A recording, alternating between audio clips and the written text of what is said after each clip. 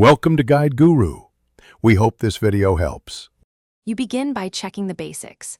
Make sure your phone number uses the correct country code and has no extra spaces or symbols.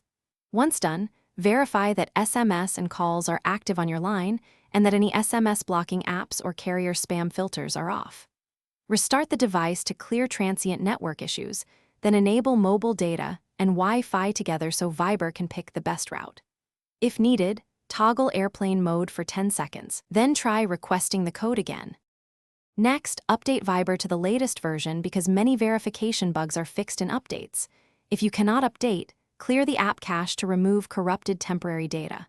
You must grant Viber permissions for SMS and phone temporarily so it can detect or receive codes. Do this in settings. Once permissions are correct, switch networks. Try cellular if you were on Wi-Fi, or try a different Wi-Fi. If carrier routing is an issue, use a VPN as a last resort to change network paths. Finally, request the call verification option. Answer and write the code down. Calls often bypass SMS carrier blocks. If that still fails, reinstall Viber but export or backup chats beforehand to avoid data loss.